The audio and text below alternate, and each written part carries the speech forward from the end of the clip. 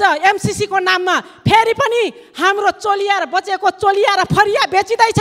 हामी फेरि आउनेछौँ, सरकारमा आउनेछौँ, परमादेशबाट होइन जनादेश र मतादेशबाट आउनेछौँ। श्रीमान 5 को निगाहबाट होइन जनताको अपार समर्थनबाट सरकारमा आउनेछौँ। आज अकुट सम्पत्ति भएका नेताहरूको सम्पत्तिको छानबिनको माग पनि म सभामुख महोदय मार्फत म राख्न चाहन्छु। तिनीहरूको 3 पुस्ते सम्पत्तिको विवरण लिनुपर्छ र उहाँहरूको आय स्रोत के हो भन्ने कुरा पनि हामीले ठोकुवाको साथ हामीले अख्तियारलाई निर्देशन गर्नुपर्छ सभामुख महोदय मार्फत। अकुट सम्पत्ति कमाउने नेताहरूको सम्पत्तिको छानबिन यही सदन मार्फत रुलिङ होस्। संविधान संशोधनको प्रस्ताव ल्याओस्। त्यो के ल्याओस् भने यति धेरै माननीय आवश्यक छैन भनेर ल्याओस्। अब यसको विधि पनि म सिकाइदिन्छु। प्रत्यक्ष आवश्यक छैनन्, प्रत्यक्ष माननीय सबै आवश्यक छैनन्, समानुपातिक मात्रै राख्नु पर्यो। यति बेला पुग्छ। यो हेरिराख्ने मान्ने किन चाहियो भने हरेक दिन यो गलत समाचार आइराख्ने मान्ने किन चाहियो? यो सबै हटाउनु पर्यो। बहुमतको सरकार हुँदाखेरि हामी के गर्यौं भन्ने कुरा एकचोटि प्रश्न गर्ने संसदहरूले एकचोटि मनन गर्नुस्। नेपाली कांग्रेसले बीपीको सिद्धान्तलाई डस्टबिनमा अहिले होइन पहिल्यै फालेको। म प्रमाण दिएर भन्न सक्छु। जति बेला यसमा राष्ट्रिय कम्पनीहरू 27 वटा सबैलाई निजीकरण गर्यो, ती कम्पनीहरू सबै कुरा थिए, त्यसको साइड इफेक्ट के पर्यो? आज लाखौं युवाहरू सामान्य जीवनयापनका लागि खाडीमा तप्त पसिना चुहाइरहेका छन्। बहुमतको सरकार हुँदाखेरि हामी के गर्यौं भन्ने कुरा एकचोटि प्रश्न गर्ने संसदहरूले एकचोटि मनन गर्नुस्। कम्फर्टेबल सरकारलाई मेरो शुभकामना छ। यस्ता दुईटा कम्फर्टेबलका सारथी छेउछाउमा राख्नुभएको छ कि उहाँहरूले 6 महिनामा 9 महिनामा सरकार बदल्ने मात्रै उहाँहरूको ध्यान हुन्छ। तपाईँले जेलमा कोच्या होइन, अनि तपाईँले यहाँ कसले ल्यायो? हामीले 12 बुद्धि समझदारी गरेर हामी सबै यहाँ आएका होइनौँ। अनि हामीलाई जङ्गलबाट ल्यायौँ। किन धक्कु लगाइराख्ने भने तपाईँलाई पनि काला पहाडबाट हामी ल्याएका हौँ। केन्द्र दल तपाईँलाई कठालो समातेर काला पहाड पठाएको थियो। त्यही बीपीको पार्टी, त्यही गैस्मानको पार्टी, त्यही कांग्रेस एकथान प्रधानमन्त्रीका लागि संविधानको धारा। समय 5 मिनट।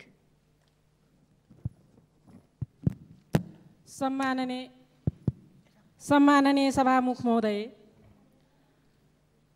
नयाँ सरकार कहाँ छ? नयाँ सरकार पुरानै सोच, पुरानै विचार, पुरानै व्यक्ति देख्छु, नयाँ अनुहार म त देख्दिनँ। अनि कसरी हुन्छ नयाँ सरकार? नयाँ बोतलमा पुरानै रक्सी भने जस्तै होइन र सभामुख महोदय। छिमेकीको निर्देशनमा बनेको कानुन र संविधान, छिमेकीको आशीर्वाद बनेको यो सरकार जनादेशबाट होइन परमादेशबाट बनेको हो। सबैमा सर्वाभित्तै छ। आज परमादेशबाट बनेको सरकारले अहिलेसम्म मन्त्रीमण्डल गठन गर्न नसक्नुको कारण के हो? सुन्नमा आइरहेको छ कि करोडौँको मूल्यमा मन्त्री पद बिक्री भइरहेको छ। कैयौँ संसदहरू त आत्महत्या गर्ने कुरा पनि आइराखेको छ सुन्नमा। यो सब के हो सभामुख महोदय? संसदीय प्रणालीको धज्जी उडाइएको छ, मजाक बनाइएको छ। 4 दलीय सरकार, 4 दलीय गठबन्धनको सरकारले सदनमा मन्त्रीमण्डल गठन नगरेको कारणले गर्दाखेरि सदनमा अहिलेसम्म बिजनेस पाइएको छैन। बिजनेसविहीन बनाइएको छ। अध्यादेश, कैयौँ अध्यादेशहरू टेबल भएका छन्। त्यो अध्यादेश किन छलफलमा ल्याएन सभामुख महोदय? म सभामुख महोदय मार्फत नेपाल सरकारको सँग म जवाफ माग्न चाहन्छु। र अर्को कुरा म के भन्न चाहन्छु भने केपी नेतृत्वको सरकारले यो गरेन त्यो गरेन भन्ने कुरा प्रश्न म सुनिराखेको छु। तर हामी दशकौं 3 दशक पटक बहुमतको सरकार हुँदाखेरि हामी के गर्यौं भन्ने कुरा एकचोटि प्रश्न गर्ने संसदहरूले एकचोटि मनन गर्नुस्। पूर्व शासकहरूले देशमा बनाएका कल कारखानाहरू, उद्योग धन्दाहरू, जति पनि नेपालमा भएका कल कारखानाहरू नाम निशानै मेट्ने गरी समाप्त पारे। अनि के गरे यो सरकारले? 3 वर्षमा के गर्यो? 3 वर्षमा 1.5 वर्षसम्म त लकडाउनको अवधिमा कोरोनासँग सङ्घर्ष गर्नु पर्यो। 1.5 वर्षभित्र हजारौं किलोमिटर बाटोहरू कालोपत्रे भएका छन्। सयौं संख्यामा पुलेसाहरू बनेका छन्। 72 सालमा भूकम्प आएको बेलामा धरहरा ढलेको थियो। स्वर्गीय सुशील कोइरालाको पालामा अरबौं रुपियाँ धरहरा खडा गर्ने भनेर अनुदान आयो, तर त्यो पैसा कहाँ गयो, त्यो खोज्ने कि नखोज्ने? अनि केपी सरकारले यो गरे त्यो गर्ने भनेर भन्न मिल्छ? डेढ वर्षको कार्यकालमा थुप्रै काम गरेको छ। 1.5 वर्ष त लकडाउनमै सङ्घर्ष गर्नु पर्यो, अनि यो गरेन त्यो गरेन भन्न मिल्छ? सभामुख महोदय, हामीले के गर्यौँ भन्ने कुरा हेक्क रहोस्। र अर्को कुरा, खोला नाला वन जङ्गल जमिनहरू सबै छिमेकी राष्ट्रहरूले हर्पे, हामी टुलु हेऱ्यौँ, हाम्रो आमाको अस्मिता लुटायौँ। आज एमसीसी को नाममा फेरि पनि हाम्रो चोलिया र बचेको चोलिया र फरिया बेचिँदैछ। यदि यस्तो कार्य गरियो भने, राष्ट्रघाटी सम्झौता गर्यो भने त्यसको परिणाम ठीक हुने छैन। सभामुख महोदय मार्फत म देशभक्त नेपाली दाजुभाइ बहिनीहरूलाई भन्न चाहन्छु, हाम्रो राष्ट्रियता स्वाधीनतामाथि स्वाधीनता विपरीत कुनै कार्य गर्यो भनेपछि अब नेपाली जनताहरू चुप लागेर बस्ने छैनन्। पहिलेको दिन जस्तो होइन अहिलेको दिन। अहिले दुनियाँ इन्टरनेटको जमाना भइसक्यो। अहिले हाम्रो देशभित्र के भइराखेको छ भन्ने कुरा सबैमा जगजाहेरै छ। त्यसकारण यो सरकार, नेकपा एमालेको सरकारको पालामा धेरै महत्त्वपूर्ण कार्यहरू गर्न गइरहेको थियो, तर छिमेकीहरूको दबावमा कम्युनिस्ट सरकारको पालामा कार्यहरू गर्न दिएन। यो कुरा पनि हामी बुझेका छौँ। हामी केही नबुझ्ने मान्छे छैनौँ, यहाँ बुझेरै यहाँसम्म आइपुगेका छौँ। चारैतिरबाट अतिक्रमण गरियो, सरकारमाथि हस्तक्षेप गरियो। आज कसको पालामा? शेरबहादुर देउबाको पालामा र वर्तमान कानुन मन्त्रीको पालामा हस्तक्षेप भएको छ। त्यो गलत सम्झौता उहाँहरूले के आँखा चिम्म गरेर सिग्नेचर गर्नुभयो। आफ्नो स्वाधीनता, आफ्नो राष्ट्रियता हित विपरीत कार्य गर्न चाहिँ निन्दनीय छ। यसको जति घोड भर्सना गरे पनि अपुग हुनेछ सभामुख महोदय। त्यसकारणले यस्तो कार्य यथाशीघ्र रोकियोस्। सबै राष्ट्रियता, संविधान र स्वाधीनता हित विपरीत कुनै कार्य अब नेपाली जनतालाई स्वीकार्य हुने छैन। यो कुरा पनि म राख्न चाहन्छु। र हामीले सङ्घर्ष गर्दाखेरि ढिँडो र सिस्नो खाएको बिर्स्यौँ। बाटा चप्पल, हात्ती छाप चप्पल लगाएर काठमाडौँभित्र छिरेको कुरा हामी बिर्स्यौँ। अकुट सम्पत्ति कमाउनेतिर लाग्यौँ। देश बनाउने कुरा परको कुरा हो। आज अकुट सम्पत्ति भएका नेताहरूको सम्पत्तिको छानबिनको माग पनि म सभामुख महोदय मार्फत म राख्न चाहन्छु। तिनीहरूको 3 पुस्ते सम्पत्तिको विवरण लिनुपर्छ र उहाँहरूको आय स्रोत के हो भन्ने कुरा पनि हामीले ठोकुवाको साथ हामीले अख्तियारलाई निर्देशन गर्नुपर्छ सभामुख महोदय मार्फत। अकुट सम्पत्ति कमाउने नेताहरूको सम्पत्तिको छानबिन यही सदन मार्फत रुलिङ होस् भन्ने कुरा राख्दै म आफ्नो भनाइ यहाँ गर्छु। धन्यवाद, नमस्कार। माननीय श्री पवित्रा निरौला, समय 6 मिनट। डाक्टर सूर्य प्रसाद पाठक। सम्माननीय सभामुख महोदय, सर्वप्रथम गत शुक्रबार वैदेशिक रोजगारीका लागि काठमाडौँ आउने क्रममा तुइनबाट महाकाली नदी पार गरिरहेको अवस्थामा भारतीय अर्धसैनिक बलले तुइनको डोरी काटिदिएपछि दार्चुलाका जयसिंह धामी महाकाली नदीमा बेपत्ता भइरहेको कुराले स्तब्ध तुल्याएको छ। म भारतीय अर्धसैनिक बलको यस ज्यादती र अमानवीय कार्यको निन्दा गर्दछु।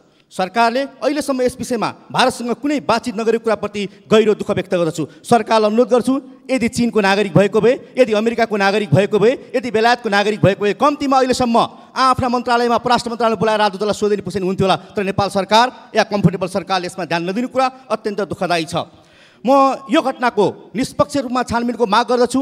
अविलम्ब भारत सरकारसँग नेपाल सरकारले कुराकानी गरी भारत सरकारको धारणा सार्वजनिक गर्नका लागि आग्रह गरोस् र त्यो तुइन काट्नेहरूमाथि कडाभन्दा कडा कारबाही होस् र बेपत्ता परिवारलाई उचित क्षतिपूर्तिको व्यवस्था होस् माग गर्न चाहन्छु। थोरै यहाँ तुइनको कुरा आयो सभामुख महोदय, मैले तथ्याङ्क माथि राखिदिन्छु।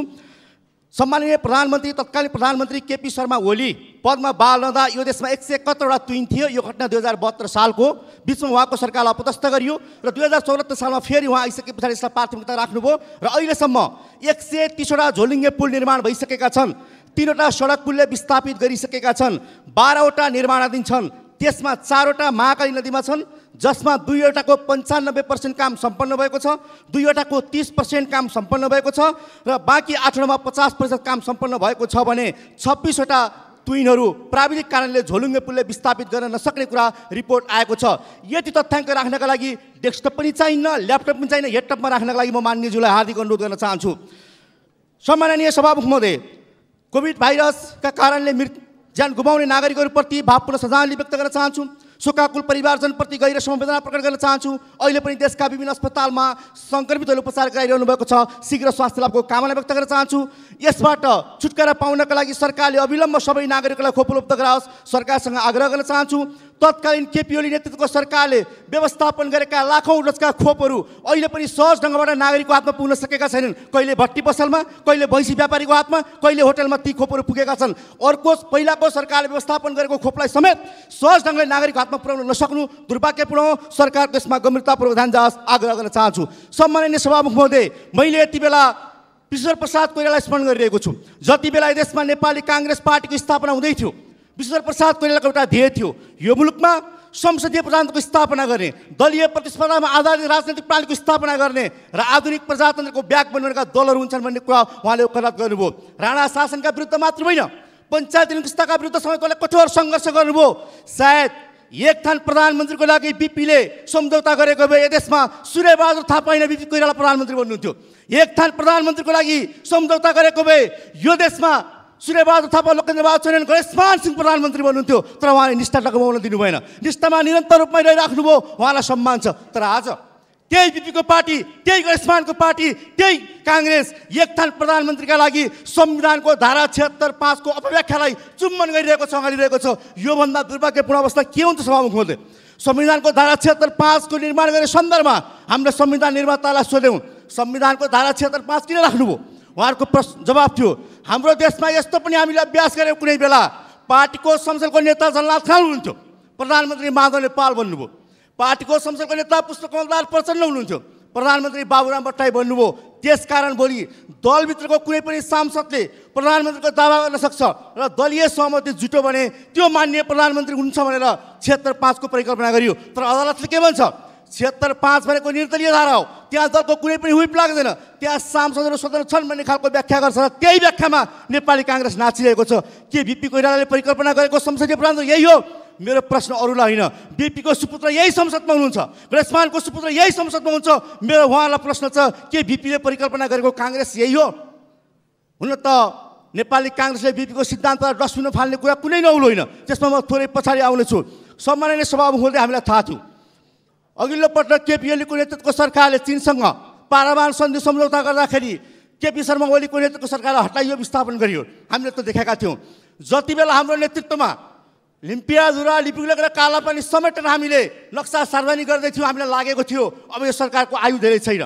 घटनाको बेला पुष्टि गरेर सरकार विस्थापित भयो, सरकारबाट हट्यौँ, हामी प्रतिपक्षमा आयौँ। यसमा हामीलाई केही पनि चिन्ता छैन। हामीलाई चिन्ता के हो भने हाम्रो नेतृत्वमा जारी भएको लिम्पियाधुरा, लिपिगुलेक र कालापानीको भविष्य के हुन्छ, हाम्रो चिन्ता त्यो हो सभामुख महोदय। चीनसँग हामीले गरेको पारमाणु सन्धि सम्झौताको कार्यान्वयनको भविष्य के हुन्छ, हाम्रो चिन्ता त्यसमा हो सभामुख महोदय। हामीले सार्वजनिक जग्गा जमिन, चाहे बालुवाटार भन्नुहोस् या अन्य जग्गा जमिनहरू फिर्ता ल्यायौँ, हजारौँ बिघाहरू फिर्ता आउने क्रममा थिए। ती जग्गा जमिनको भविष्य के हुन्छ सभामुख महोदय? हाम्रो अर्को पनि चिन्ता छ। हामीले वृद्धहरूलाई 5,000 भत्ता दिने हामीले निर्णय गरेर आएका थियौँ। हामीले 4,000 बनायौँ, थप 1,000 हामीले अर्को पटक बनाउने सोचाइ बनाएका थियौँ। हाम्रो सरकार हट्यो। यी वृद्धहरूको वृद्ध भत्ता 5,000 पुग्छ कि पुग्दैन सभामुख महोदय? हाम्रो चिन्ता त्यस्तो हो। त्यसमा हो हामी फेरि आउनेछौँ, सरकारमा आउनेछौँ, परमादेशबाट होइन, जनादेश र मतादेशबाट आउनेछौँ। श्रीमान 5 को निगाहबाट होइन, जनताको अपार समर्थनबाट सरकारमा आउनेछौँ सभामुख महोदय। यति कुरा निवेदन गरिसके पछाडि अस्ति 3 गते एकजना माननीयले संसदको रोस्टमबाट भन्नुभयो, सरकार कसरी चलाउँछ नेपाली काहीँ देखाउँछ भन्नुभयो। म त्यस्तो जिल्लाबाट प्रतिनिधित्व गर्छु सभामुख महोदय, जहाँ 48 सालमा नेपाली काङ्ग्रेस सरकार भइरहेको बेला जिउँदा मानिसहरूका खुट्टा फोलिए। म त्यस्तो जिल्लाबाट प्रतिनिधित्व गर्छु। कम्युनिस्ट पार्टीलाई भोट हाले बापत सयौँ शिक्षकको जागिर खाइयो। म त्यस्तो जिल्लाबाट प्रतिनिधित्व गर्छु। कम्युनिस्ट पार्टीको झन्डा बोके बापत सयौँ मान्छेलाई झुट्टा मुद्दा लगाइयो। के काङ्ग्रेस त्यही उन्मादमा आउन खोजेको?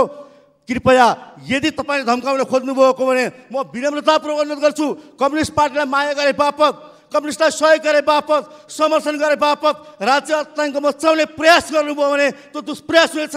त्यसको हामी प्रतिरोध मात्र होइन, प्रतिवाद पनि गर्नेछौँ। यति कुरा यहाँ राखिसके पछाडि कम्फर्टेबल सरकारलाई मेरो शुभकामना छ। यस्ता 2टा कम्फर्टेबलका सारथी छेउछाउमा राख्नुभएको छ कि उहाँहरूले 6 महिनामा 9 महिनामा सरकार बदल्ने मात्रै उहाँहरूको ध्यान हुन्छ। यद्यपि संविधानले केही रोकेको कारणले अहिले समस्या होला, तर उहाँहरूको ध्यान भनेको अधिकांश सरकार बदल्ने कुरामा रहन्छ। त्यसकारण कम्फर्टेबल सरकारलाई मेरो बधाई छ, शुभकामना छ। र सभामुख महोदय, अन्तिममा एउटा मात्र कुरा आग्रह गर्न चाहन्छु। नेपाली काङ्ग्रेसले बिपीको सिद्धान्तलाई डस्टबिनमा अहिले होइन पहिल्यै फालेको। म प्रमाण दिएर भन्न सक्छु, जति बेला यसमा राष्ट्रिय कम्पनीहरू थियो 27वटा सबैलाई निजीकरण गर्यो। ती कम्पनीहरू सबै कुरा थिए, त्यसको साइड इफेक्ट के पर्यो? आज लाखौँ युवाहरू सामान्य जीवनयापनका लागि खाडीमा तप्त पसिना चुहाइरहेका छन्।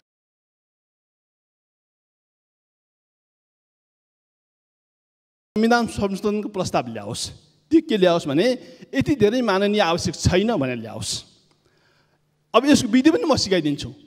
प्रत्यक्ष आवश्यक छैनन्, प्रत्यक्ष माननीय सबै आवश्यक छैनन्, समानुपातिक मात्रै राख्नु पर्यो। यति बेला पुग्छ। यो हेरिराख्ने मान्ने किन चाहियो भने हरेक दिन यो गलत समाचार आइराख्ने मान्ने किन चाहियो? यो सबै हटाउनु पर्यो। यो न्यूनतम साझा कार्यक्रममा यो आउनु पर्यो। सभामुख महोदय, मैले यो कुरा राखेँ। सम्माननीय सभामुख महोदय, म अर्को फरक प्रसङ्ग पनि राखेँ। यहाँ हाम्रो नेताहरूले सुनाउनुहुन्छ, समाचारमा आउँछ मन्त्री चुन्न सकस भयो। अब हामी के गरौँ भने एउटा लाइसेन्स जारी गरौँ, मन्त्रीको लाइसेन्स। मन्त्रीको लाइसेन्स जारी गर्दा के गरौँ भने मन्त्री बन्नका लागि सत राखौँ, स्थायी कमिटी सदस्य हुनै पर्ने, यो राखौँ। टन्न पैसा भएको हुनुपर्ने, त्यो पनि राखौँ। योभन्दा अगाडि कम्तीमा 2 चोटि मन्त्री भएकै हुनुपर्ने, त्यो पनि राखौँ है। वर्षक धेरै पार्टी फेरबदल गरेको हुनुपर्ने, त्यो सिपालु हुनुपर्ने, त्यो पनि राखौँ। पार्टी र नेतृत्वलाई घुर्की धम्की धाक दिन सक्ने, त्यो पनि राखौँ। सभामुख महोदय, यसो त सजिलो होला नेतालाई। पार्टी र के अरे गुटमा आबद्ध भएकै हुनुपर्ने, यो पनि राखौँ। वर्षक पति नभए पत्नी, यो पनि राखौँ सभामुख महोदय है। नेतृत्वको वरिपरि घुमी खुसी बनाउन सक्ने खुबी भएको, त्यो पनि राखौँ सभामुख महोदय। र भ्रष्टाचार र कमिसन सबैका दुलाहरू थाहा पाएको, भ्रष्टाचार र कमिसन कसरी गर्नुपर्छ भन्ने कुरा सबै दुला थाहा पाएको, त्यो क्षमता भएको मान्यलाई मन्त्री बनाउने, त्यो पनि राखौँ। र अर्को के राखौँ भने सभामुख महोदय, यो सदनमा आइराख्नु नपर्ने, यो हाउसमा आइराख्नु नपर्ने, यसो जालक जुलुक गरे हुने त्यस्तो मान्यलाई पनि मन्त्री बनाउन सकिने, त्यो प्रावधान राखौँ। यसो गर्दा हाम्रो नेताजीवलाई सजिलो होला। यो मन्त्री नत्र भने धेरै गाह्रो भयो मन्त्रीज्यूलाई है। मैले यति राखेँ है। र अन्तमा बेला बेला घुचिरहेको छ सभामुख महोदय हामीलाई, किनभने हाम्रो एउटा सम्मानित गर्ने एउटा मान्य सदस्यहरूले बेला बेला हामी सशस्त्र सङ्घर्षबाट आएका, जनयुद्धबाट आएका हामी मान्यलाई घोचिरहेको छ। त्यो के भने अरूले बोल्ला त्यो मान्य राखिँदैन, तर एउटा बुजुर्ग मान्यज्यूले भन्नुहुन्छ, गिरिजा प्रसादज्यूले जङ्गलमा बसेका माओवादीहरूलाई यहाँ ल्याए, मलाई यो शान्ति प्रक्रियामा ल्याए भनेर बारम्बार भन्नुहुन्छ, अथवा एमाले शान्ति प्रक्रियामा ल्यायो भन्छन्। मैले के भन्न चाहन्छु भने योले मलाई घुचिरहेको छ सभामुख महोदय। अब म के भन्न चाहन्छु भने उहाँहरूलाई तपाईँहरूको पनि एउटा इतिहास थोरै पल्टाइदिउँ। तपाईँहरू जति बेला ज्ञानेन्द्रले तपाईँहरूको कठालो समातेर काला पहाड पठाएको थियो, तपाईँहरू यहाँ कसरी आउनुभयो? काला पहाड पठायो होइन ज्ञानेन्द्रले तपाईँलाई जेलमा घोचिया होइन? अनि तपाईँलाई यहाँ कसले ल्यायो? हामीले 12 बुद्धे समझदारी गरेर हामी सबै यहाँ आएका होइनौँ। अनि हामीलाई जङ्गलबाट ल्यायौँ, किन धक्कु लगाइराख्ने भने तपाईँलाई पनि काला पहाडबाट हामी ल्याएका हौँ। ज्ञानेन्द्रले तपाईँलाई कठालो समातेर काला पहाड पठाएको थियो, त्यहाँबाट हामीले ल्यायौँ, थाहा पाइराख्नुहोस्। त्यसो भए हुनाले सभामुख महोदय हरेक कुरा सोची विचारी बोल्दा राम्रो होला, किनभने हामी सँगै छौँ। हिजो एमालेसँग सँगै थियो, आज कङ्ग्रेससँग सँगै छौँ। अब को शत्रु को दुश्मन यहाँ को छ र यहाँ? अब भोलि के हुनुपर्ने हो यहाँ थाहा छैन, हामीलाई थाहै छ। केपी ओलीलाई मात्र के दोष लगाइराख्नु र? केपी ओलीका गुरु त शेरबहादेव आफै हुन्, गुरु शेरबहादेव आफै हुन्। अहिले पो उहाँ ज्ञानी प्रधानमन्त्री जस्तो देखिनुहुन्छ, भोलि पर्या बेला त अनि आफ्नो फर्मुला त प्रयोग गर्नुहुन्छ उहाँले। किन एउटाले मात्र दोष लगाइराख्नु र? त्यसो भए यो कुरा सबैलाई ज्ञात होस्। हस्, धन्यवाद। माननीय श्री लीलादेवी सिटौला।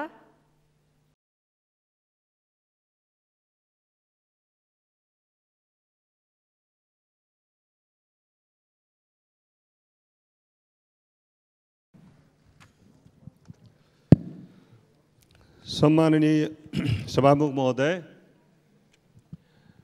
म आज दार्चुलामा यही श्रावण 15 गते घटेको ट्विन घटनाको सन्दर्भमा नै म सरकारको विशेष रूपले ध्यानाकर्षण गराउन चाहन्छु र यससित सम्बन्धित केही महत्त्वपूर्ण पक्षमा सरकारलाई गम्भीरतापूर्वक आफ्ना छानबिन अगाडि बढाओस् भन्ने म आग्रह गर्न चाहन्छु। आज पनि सम्मानित सदनमा माननीय सदस्यहरूले धेरै आफ्नो चिन्ता व्यक्त गर्नुभएको छ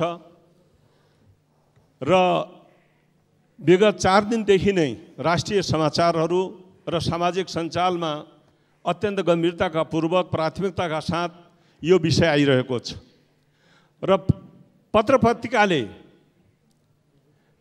भनिरहे अनुसार 15 गते 8 बजे बिहान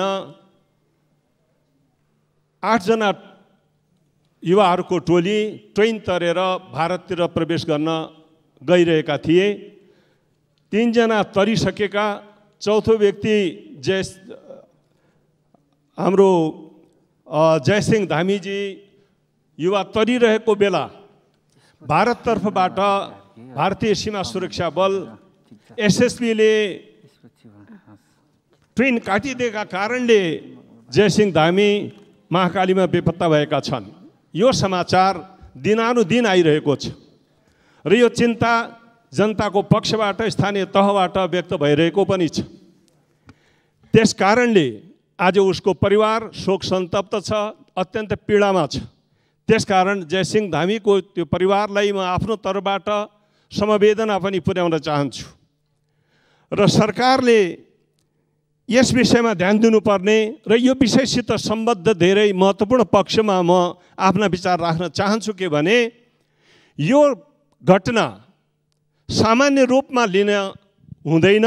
यो अत्यन्त संवेदनशील घटना छ र यसको संवेदनशीलतालाई बुझेर र यो जोडिएको पनि छ, दुई देशसित जोडिन पुगेको छ स्वाभाविक रूपले।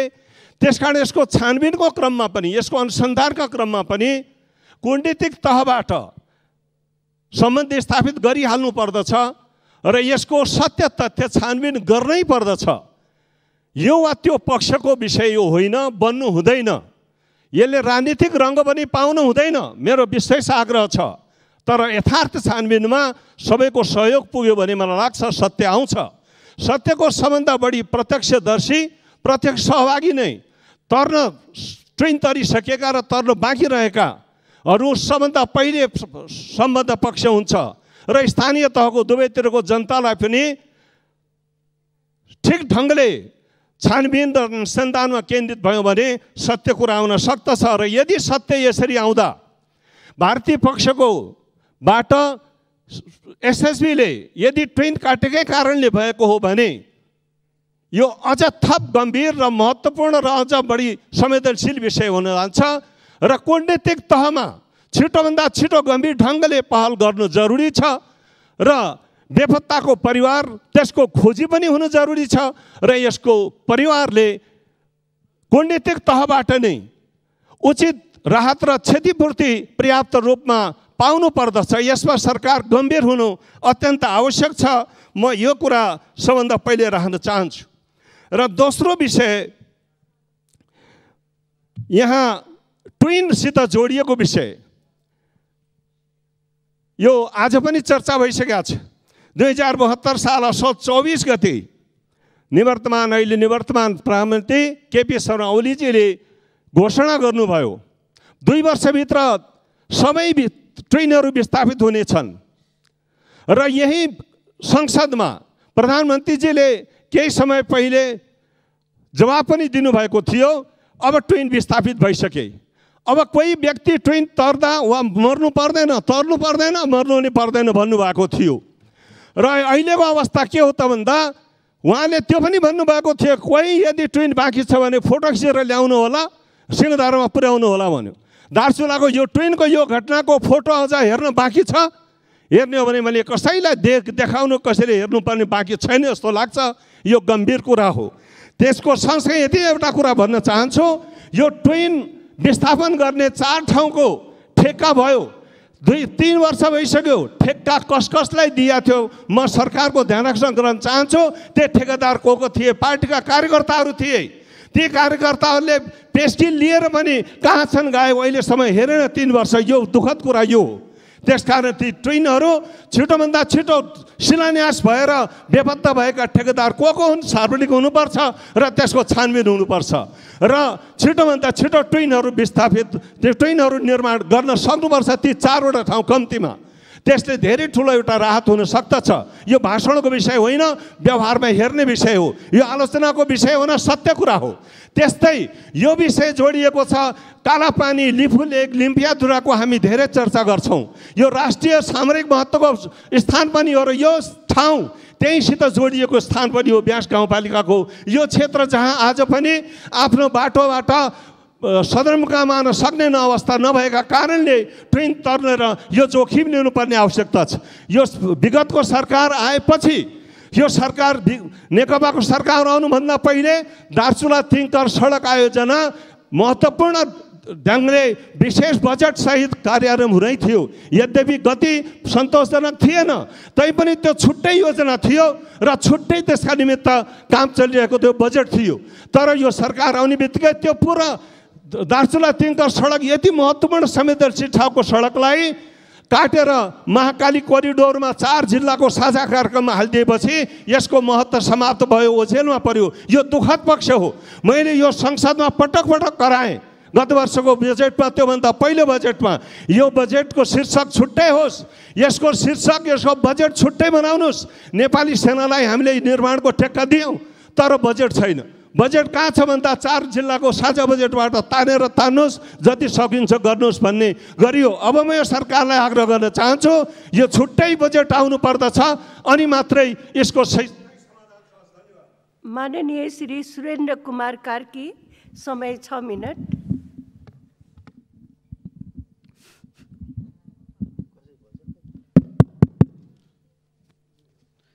सभामुख महोदय, म खास गरेर सभामुख महोदय मार्फत माननीय सदस्यहरू समक्ष र सरकार समक्ष केही कुराहरू राख्न चाहन्छु। विशेषतः अहिले जुन एउटा कोलिसन गभर्मेन्ट बनेको छ त त्यसले साझा एउटा कार्यक्रम अगाडि ल्याउने चर्चा भइरहेको सन्दर्भमा म केही कुराहरू अगाडि राख्न चाहन्छु। सुरुमै म के भन्न चाहन्छु भने यो 20औं वर्षदेखि अझ 25औं 30औं वर्षदेखि नेपालमा समाजवादका कुरा गर्ने कांग्रेस र कम्युनिस्टहरू संसदमा छन्, सरकारमा छन्। तर एकचोटि पनि यो देशका मजदुर र किसानहरूको जीवनमा परिवर्तन ल्याउने खालको एउटा पनि अर्डिनेन्स, एउटा पनि विधेयक अहिलेसम्म संसदमा देखा परेको छैन। खालि सतै कुरा, अमूर्त कुराहरू मात्रै यहाँ आएका छन्। र अर्को महत्त्वपूर्ण कुरा, आज जुन विकास सम्बन्धी एउटा डिस्कोर्स चलेको छ, विकास सम्बन्धी जुन अवधारणा छ त्यो बिल्कुल उल्टो छ, त्यो बिर्सन लायक छ। किनभने जबसम्म नेपाली नागरिकहरू स्वस्थ र शिक्षित बन्दैनन् तबसम्म प्रगति भन्ने कुरा चाहिँ हावादारी गफ मात्रै हो। त त्यसै हुनाले म यसमा अलिकति ध्यान तान्न चाहन्छु माननीय सांसदहरूको र नेपाल सरकारको पनि।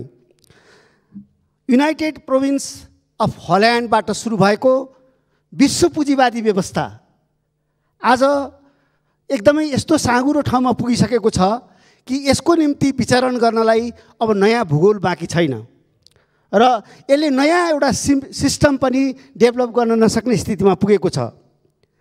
त हामी देख्न सक्छौँ कि विश्व पुँजीवादी व्यवस्था सुरु हुनुभन्दा अगाडि संसारको सबभन्दा धनी मुलुकहरू भनेको चीन र भारत थिए। आज पनि सम्पदाको हिसाबले चीन र भारत चाहिँ संसारका सबभन्दा धनी देशहरू हुन् र त्यस्तो धनको भण्डारको बिचमा हामी छौँ। हामीले यहाँ ख्याल गर्नुपर्छ, प्रसङ्गवश अङ्ग्रेज आउनुभन्दा पहिले भारतको विश्व जीडीपीमा भारतको योगदान 33% थियो। म माननीय सांसदहरूलाई सभामुख मार्फत उहाँहरूको ध्यान तान्न चाहन्छु त त्यति बेला बेलायत, जर्मन र फ्रान्स 3टा देश मिलाएर जीडीपीमा उनीहरूको योगदान केवल 3% मात्रै थियो। भारत एउटाको 33% थियो, 3टा देशहरू मिलाएर उनीहरूको 3% मात्रै थियो। तर सभ्य संसारको सेकतापपछि, सभ्य संसारबाट हामी निर्धनहरूलाई चाहिँ सिकाउने बुझाउने काम भइसकेपछि स्थिति के भयो त भन्दाखेरि अङ्ग्रेजले छोड्ने बेलामा भारतको स्थिति विश्वको जिडिपीमा 3% मात्रै थियो। चीनको कुरा गर्नुहुन्छ भने चीन त संसारकै सबै सम्पत्ति थुप्राउने ठाउँ मानिन्थ्यो, तर त्यो चीन विदेशीहरूको अनुप्रवेशपछि, विदेशीहरूको हस्तक्षेप पछाडि संसारको एउटा निर्धन देश बन्न पुग्यो। आज खुसीको कुरा यी दुवै किनाराका देशहरू आज केन्द्रमा छन्, केन्द्रमा जाँदैछन्। जसलाई पेरिफेरीको कन्ट्रिज भनिन्थ्यो तिनीहरू चाहिँ आज बिचमा जाँदैछन् र विश्वमा वर्ल्ड पोलिटीमा, ग्लोबल पोलिटीमा उनीहरू भूमिका खोजिरहेका छन्। त त्यसले गर्दा हाम्रो निम्ति पनि आफ्ना एउटा सम्भावनाको ढोका खुल्ने बेला भएको छ। त्यसैले सबै देशका राजनीतिक पार्टीहरूले आफ्नो पार्टीको फोरमभित्र र संयुक्त रूपमा पनि हामीले हाम्रो देशको निम्ति एउटा विकास रणनीति बनाउनु पर्यो, दीर्घकालीन विकास रणनीति हामीले बनाउनु पर्यो। त त्यो ग्रान्ड स्ट्राटेजी हाम्रो बनिसकेपछि कुन ठाउँमा ऋण लिने हो, कुन ठाउँमा अनुदान लिने हो, हामीले कुन ठाउँमा कुन शर्तमा चाहिँ ऋण लिन्छौँ, कुन ठाउँमा कुन शर्तमा अनुदान लिन्छौँ, त्यो हाम्रो नीति बोल्नु पर्यो क्या। त हाम्रो जुन नीति छ, ग्रान्ड नीति छ, त्यसलाई कम्प्लिमेन्ट गर्ने चिज मात्रै लिनु पर्यो। अब हामीलाई चाहिएको छ नुन बुटुन, अब छिमेकीले ल्याएर चाहिँ फर्सी दिन्छ, उसमा फर्सी धेरै भयो। त त्यसरी त्यो फर्सी लिने स्थितिबाट हामी चाहिँ मुक्त हुनु पर्यो।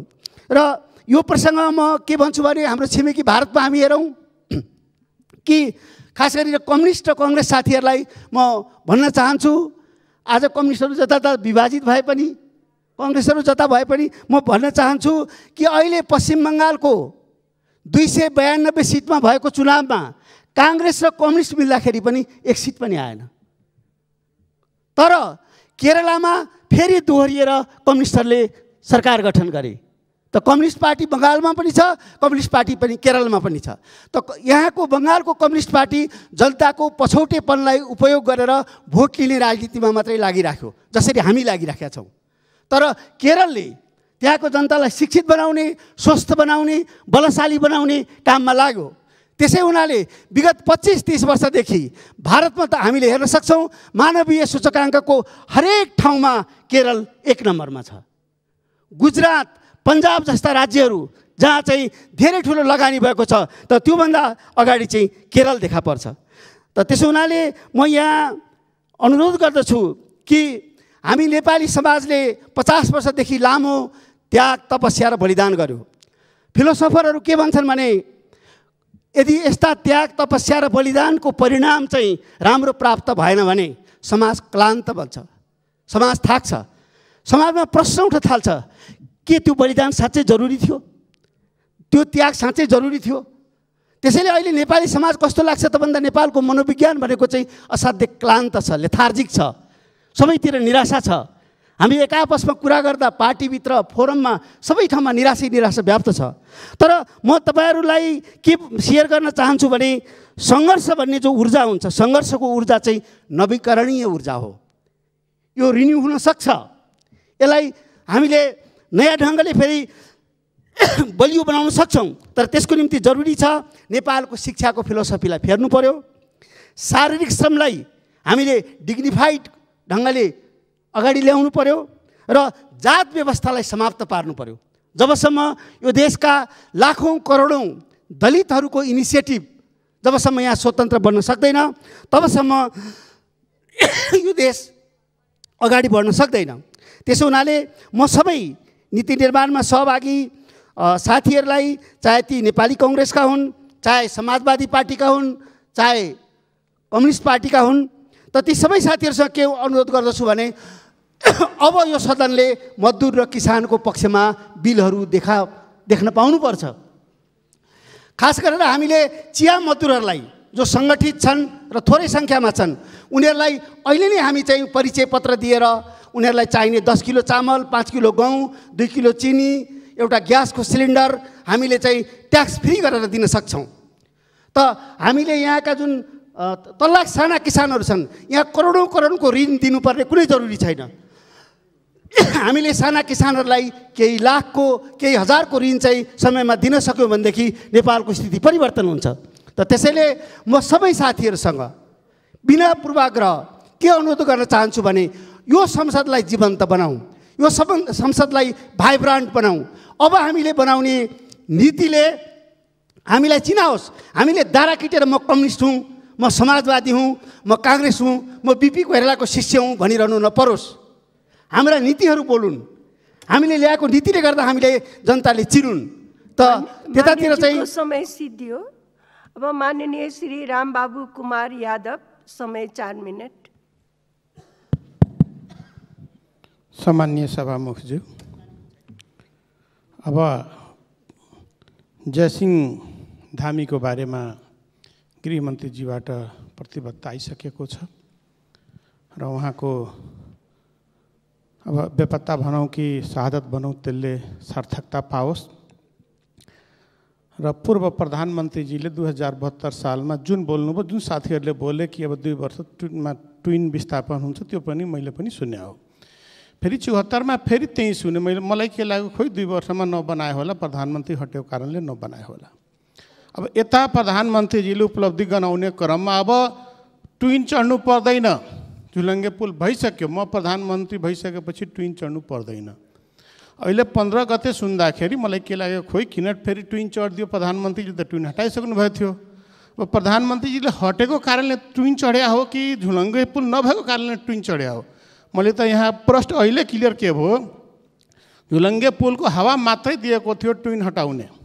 अब यो सरकारले जयसिंह धामीको बेपत्ता भनौँ या शहादत भनौँ त्यसको हेक्का राखी देशभरिकै ट्विन विस्थापित गर्नुपर्छ, यो मेरो माग हो।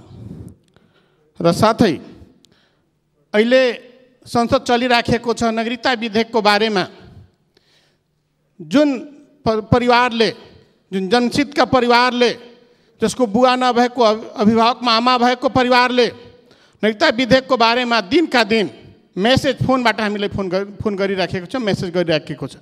खोइ सांसदजी हाम्रो नागरिकता विधेयक खोइ सोधिराखेका छन्। र गत वर्ष लकडाउन हुँदाखेरि प्रत्येक स्थानीय तहले राहत बाँटेको थियो। त्यो कसलाई? भोटर आइडी हेरेर, नागरिकता हेरेर। त्यसलाई हामी व्यापक रूपले अन्याय भयो, मानवतामाथि खेलवाड भयो भनेर हामी प्रश्न गरेका थियौँ। त्यसलाई स्थानीय तहलाई दबाब दिएका थियौँ, होइन सबैलाई राहत दिनुपर्छ। अहिले नागरिकता हेरिकन तपाईँको कोरोना भ्याक्सिन दिइराखेको छ।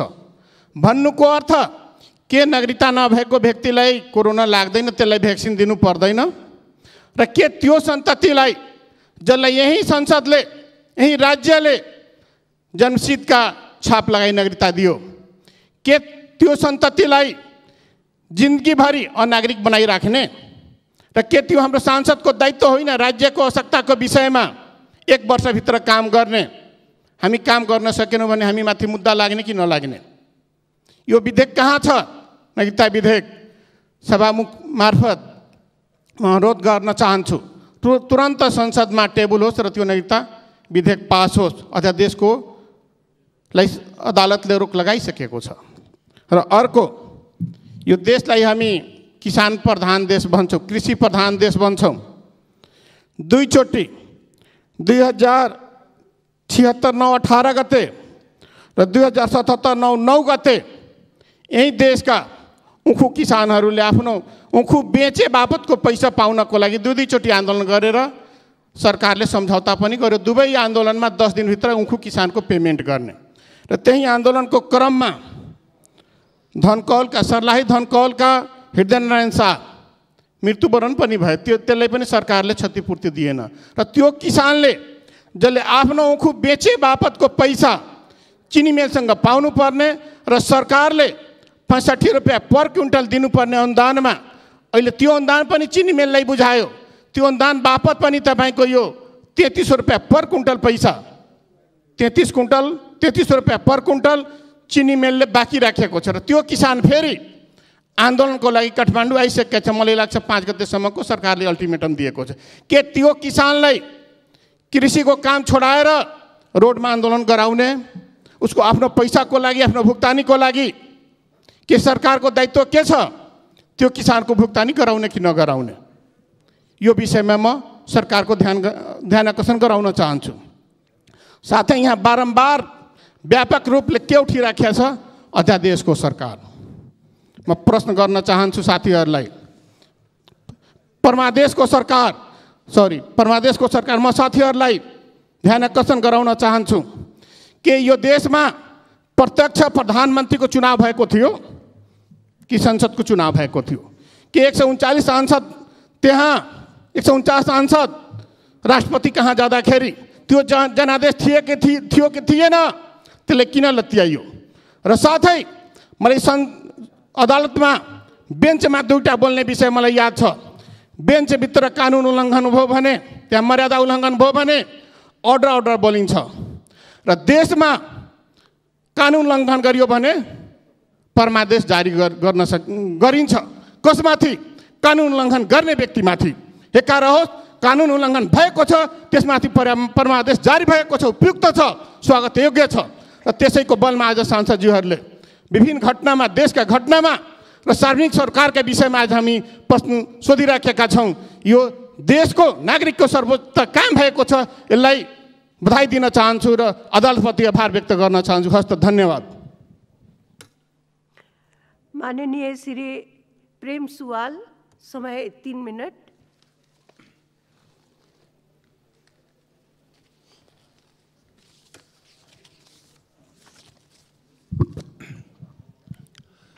सभामुख महोदय, साउन 18 गते जनताको सेवा गर्ने गहन जिम्मेवारी बोकेका संसारका 100 देशको 300वटा राजनीतिक दल र सङ्गठनले कोभिड-19 भाइरस विरुद्धको संयुक्त अन्तर्राष्ट्रिय लडाइँलाई कमजोर पार्ने, भाइरसको मूल स्रोत खोज्ने मामिलालाई विषाक्त बनाउने, विश्वव्यापी सहकार्यलाई भड्काउने, अपव्याख्याद्वारा अनुसन्धान र महामारी विरुद्धको सहयोगलाई अवरोध गर्ने, कोलाहलको विरोध एवं निन्दा गरी संयुक्त वक्तव्य प्रकाशित गर्यो। संयुक्त वक्तव्यमा विश्व स्वास्थ्य सङ्गठनको सचिवालयले एकपक्षीय रूपमा चालेको पाइला विश्व स्वास्थ्य सम्मेलनको सुझाव बमोजिम नभएको, सदस्य देशहरूसँग पर्याप्त छलफल नगरेको, कोभिड-19 महामारीको स्रोत पत्ता लगाउन विश्व स्वास्थ्य सङ्गठन र चीनको संयुक्त टोलीको सिफारिस अनुसार नभएको उल्लेख छ। वक्तव्यमा विभिन्न देश र स्थानमा कोभिड-19 भाइरसको स्रोत पत्ता लगाउन भइरहेको अध्ययनलाई समर्थन गरिएको छ भने विकासशील देशमा खोप उपलब्ध गराउन चीन र अन्य देशले चालेको कदमलाई प्रशंसा गरिएको छ। कोभिड-19 महामारी विरुद्धको लडाइँमा कुनै एक देश एक्लै रहन वा सङ्क्रमण मुक्त रहन सक्दैन। भाइरसलाई कुनै सिमाना र जाति थाहा छैन। यो भाइरस विरुद्धको लडाइँमा अन्तर्राष्ट्रिय समुदायसँगै मिलेर काम गर्नु जरुरी छ। विश्व स्वास्थ्य सङ्गठन र चीनका वैज्ञानिकहरूले कोभिड-19 भाइरसबारे चीनको वुहानको प्रयोगशालामा कुनै प्रमाण नभेटिएको प्रतिवेदन तयार गरेकै हो। संयुक्त राज्य अमेरिकाको बाइडेन प्रशासनले कोभिड-19 भाइरसबारे चीनमा पुनः अनुसन्धान गर्न विश्व स्वास्थ्य सङ्गठनलाई दबाब दिएको कोभिड-19 महामारी विरुद्धको लडाइँलाई बिथोल्ने नै हो।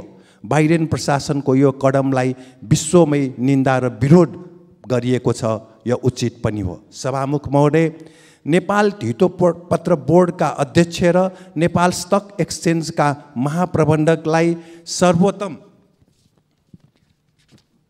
सिमेन्टको सेयर खरिद बिक्रीमा अनियमितताको आरोप लागेको छ। यसको तथ्य विवरण अर्थमन्त्रीज्यूलाई यस सदनमा जानकारी गराउने व्यवस्था हुनु जरुरी छ।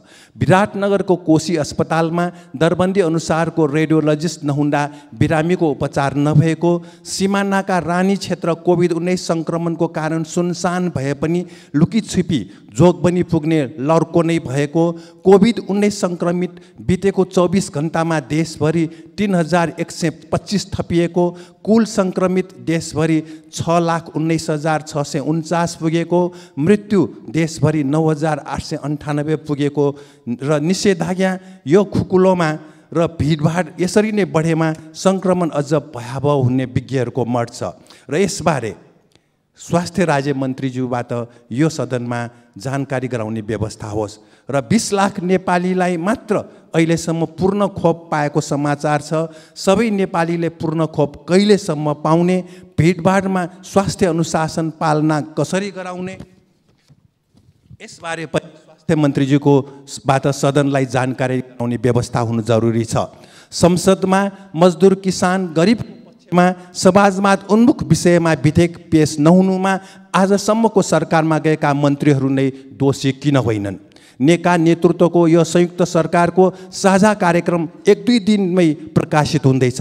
यसमा पनि मजदुर किसान र गरिबको हितमा नीति बजेट विधेयक ल्याउने र त्यसलाई कार्यान्वयन गर्ने कुरो समावेश हुँदैन भने यो सरकारका मन्त्रीहरूको दोष हुनेछ। धन्यवाद। मान्य श्री बिन्दा पाण्डे, समय 6 मिनट।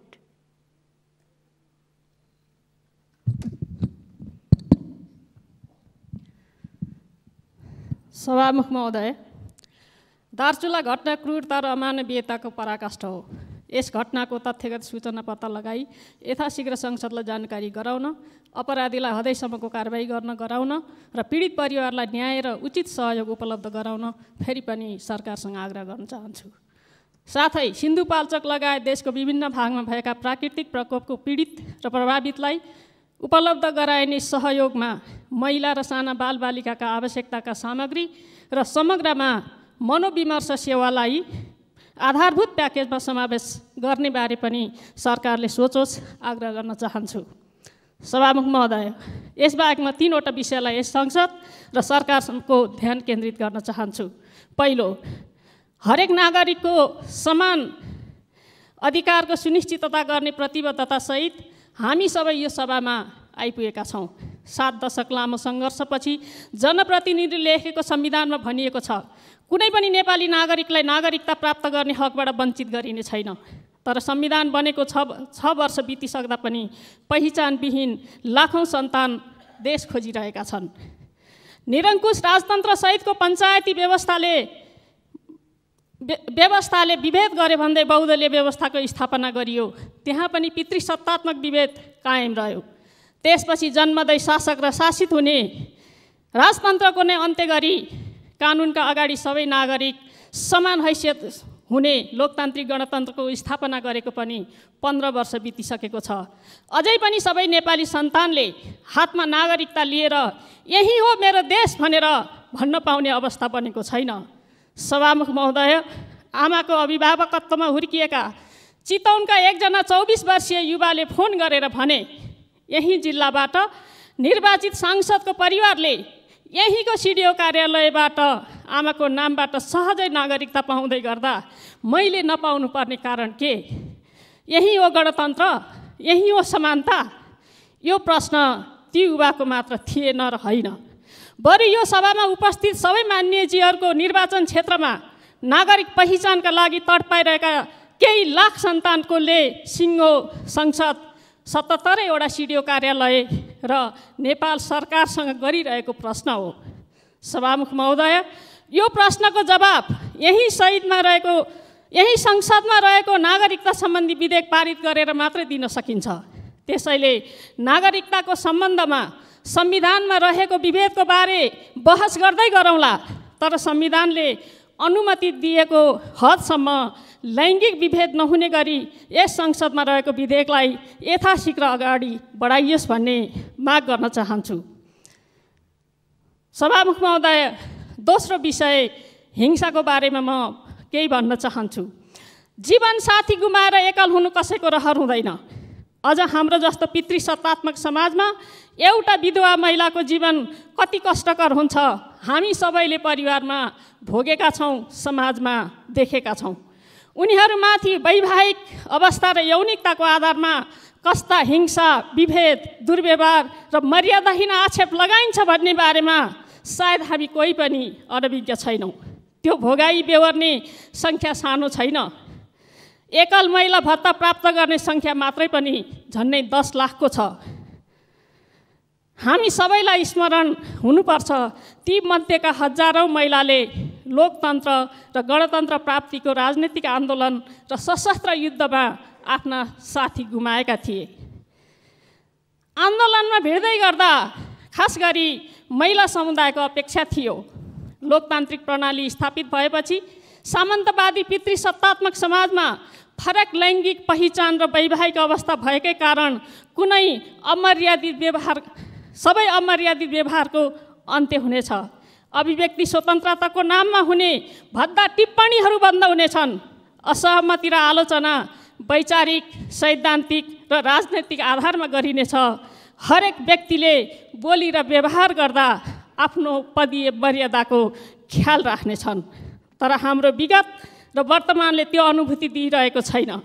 उदाहरणका लागि एकल महिला भएकै कारण राज्यको सबैभन्दा शीर्ष पदमा रहेको महामहिम राष्ट्रपतिमाथि वर्षिएका अराजनैतिक मात्र होइन, अलोकतान्त्रिक, मर्यादाहीन र अमानवीय लान्छना र आक्षेपहरूले समाजको सिङ्गो तह र तबकामा के सन्देश दिन्छ? शीर्ष तहमा रहेको व्यक्तिमाथि त्यो हरकत गरिन्छ भने एकपटक सोचौँ, समाजको पिँधमा रहेका दलित, गरिब र श्रमजीवी वर्गका एकल महिलामाथि गरिने हिंसा र दुर्व्यवहारको अवस्था के होला? सभामुख महोदय, कसैको पनि पदीय कार्यसँग असहमत हुन र आलोचना गर्न सकिन्छ, तर हरेक कुराको सीमा र मर्यादा हुन्छ। कसैमाथि पनि गरिने लैङ्गिक वा समुदायजन्य हिंसा कानुनत वर्जित छ। लोकतन्त्रमा कुनै पनि किसिमको हिंसालाई स्थान हुँदैन र कसैमाथि गरिएको हिंसा यदि त्यही व्यक्ति वा समुदायमाथिको मात्र हो भन्ने ठानियो भने त्यो ठुलो मानवीय भुल हुनेछ। यस्ता हिंसाले हिंसाको संस्कृतिलाई बढावा दिनेछ।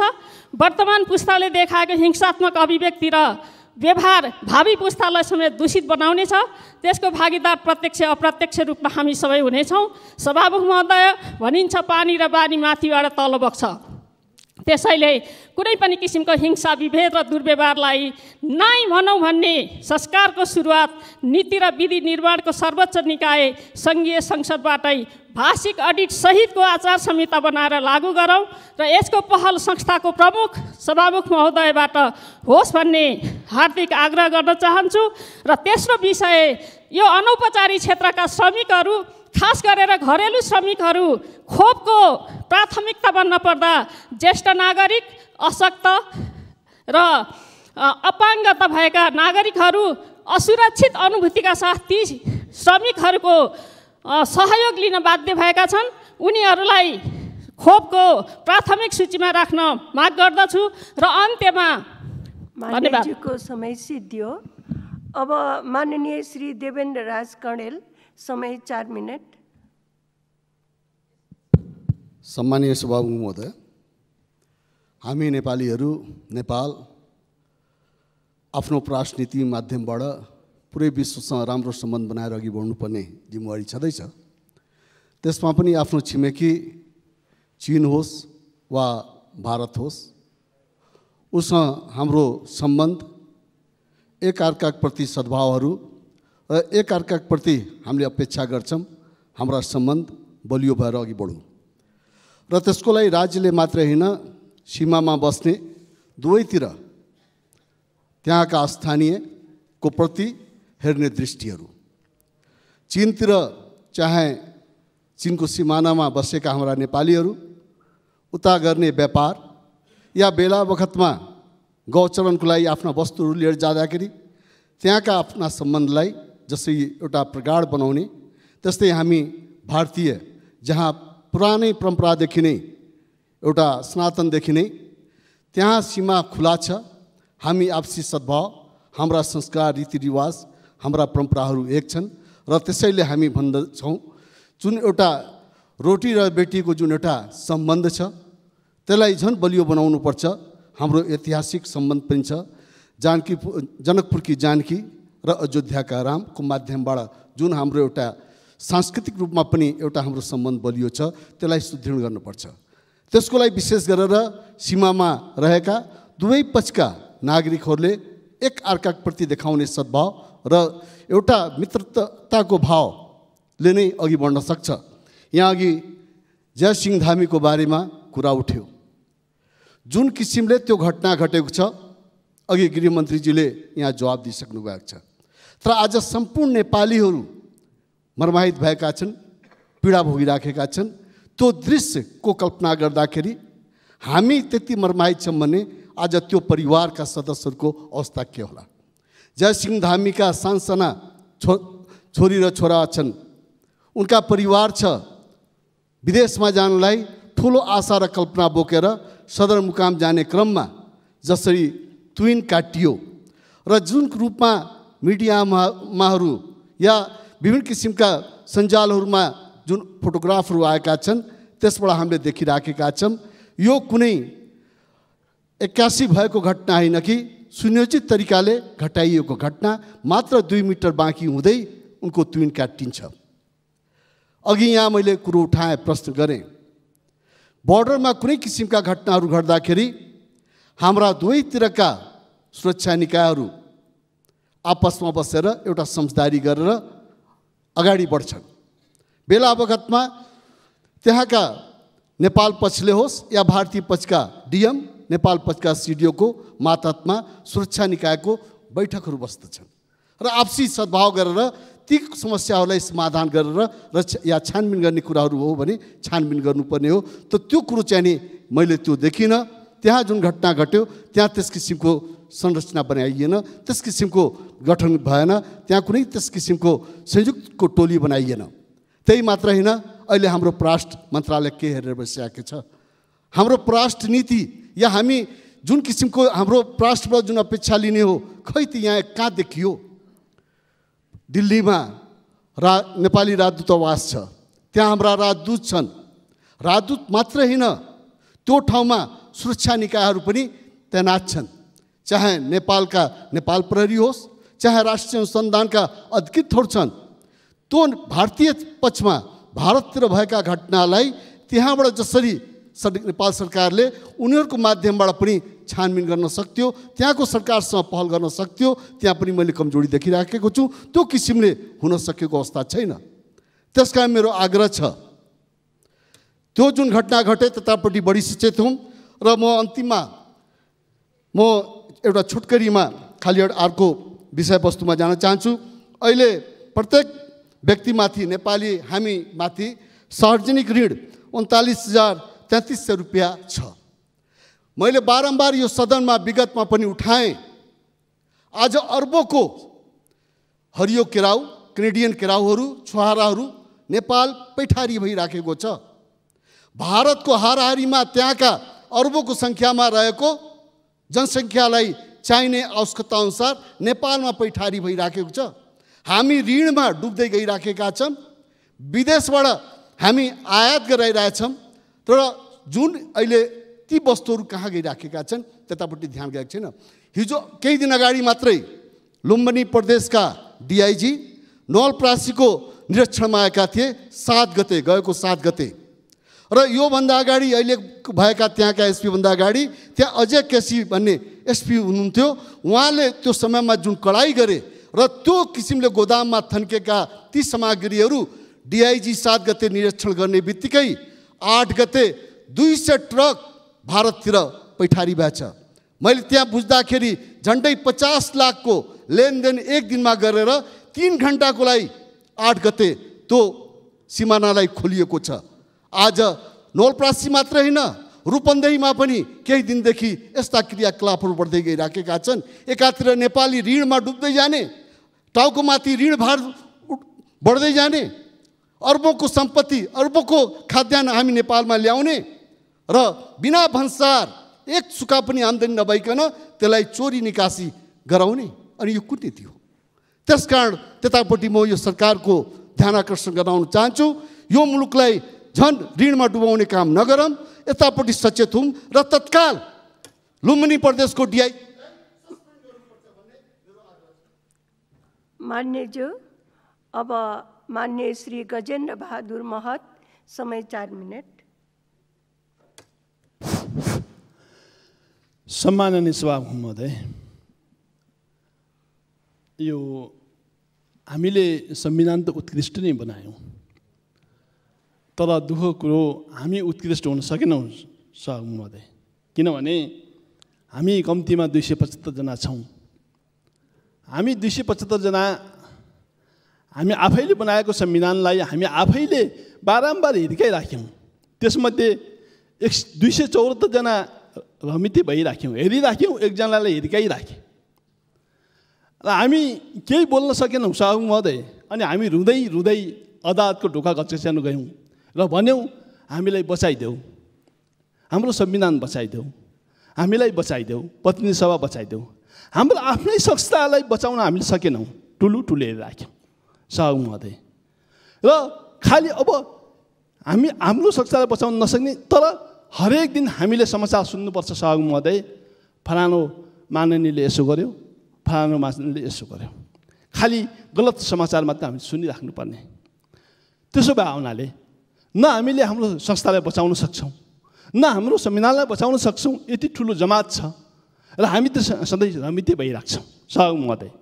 र हामी आफूलाई आफ्नो संस्था बचाउन नसकेर अदालतको ढोका घचघच्याउन जान्छौँ भने अब मैले भन्नु खोजेको के हो भने अब चाँडोभन्दा चाँडो यो न्यूनतम साझा कार्यक्रम आउँदैछ। यसमा यो सरकारले के गरोस् भने